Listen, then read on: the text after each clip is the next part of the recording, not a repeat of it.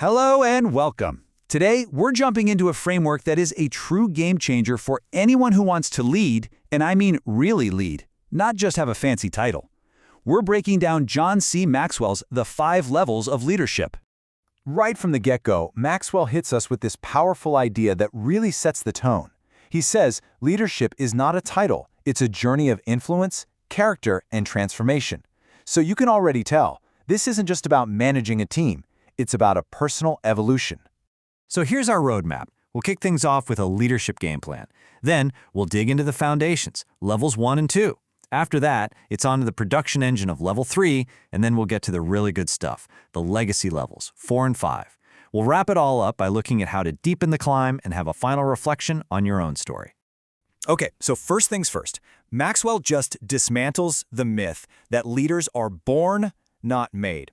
He argues that leadership is a learnable, intentional process, and it's available to anyone who's willing to grow.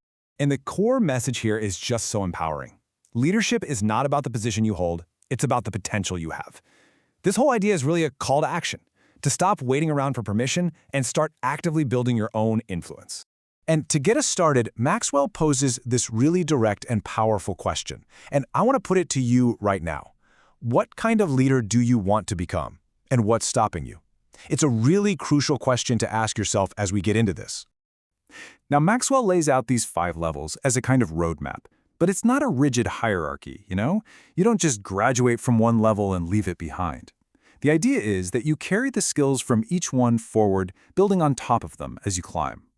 So let's see how this all builds, starting with the first 2 levels. These are the absolute foundations for any kind of effective leadership: position and permission. Level 1 is the entry point.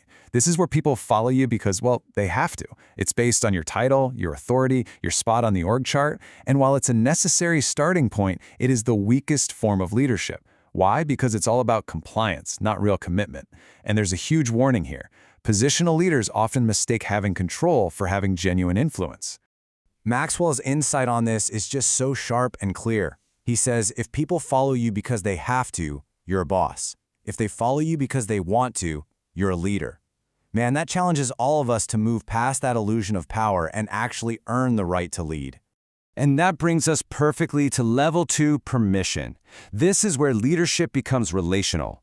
At this level, people follow you because they want to.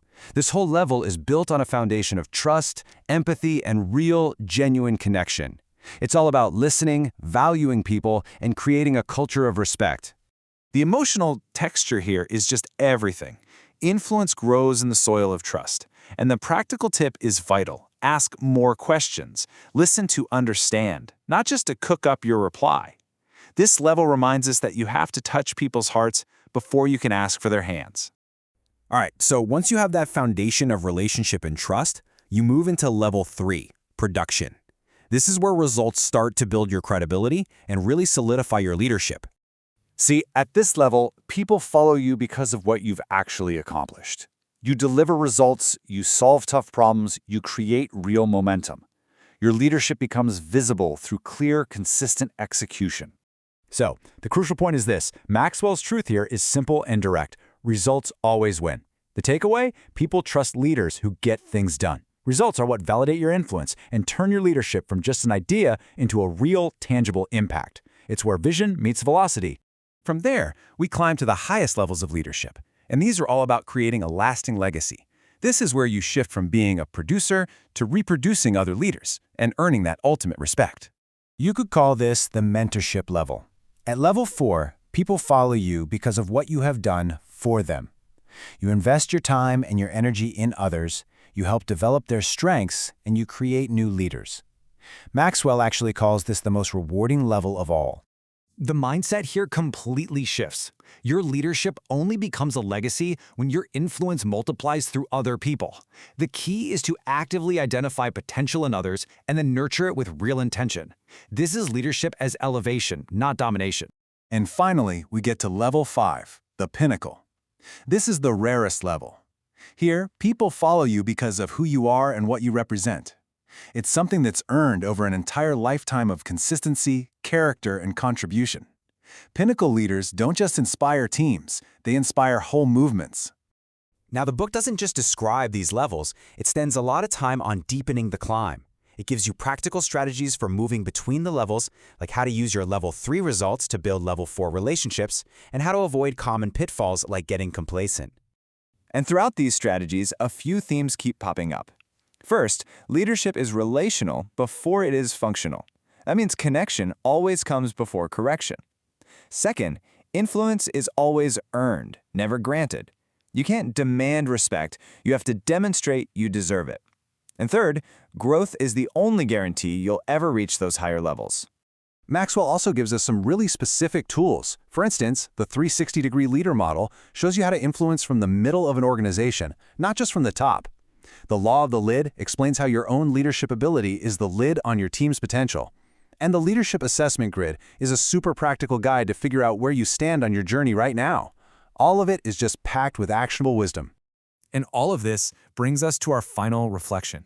Because Maxwell's framework is more than just a model, it's a mirror. It invites us to think about our leadership not as some static position, but as a living story that we are writing every single day. Each level, when you really think about it, asks us to consider, who am I becoming as a leader? It's not just about what you do, but about the character you are shaping through your influence. And finally, the ultimate question that this whole framework leaves us with is this: what kind of influence do I leave behind? Are you building a lasting legacy, or are you just managing tasks? Because in the end, it's not just about climbing the ladder, it's about lifting others up as you rise.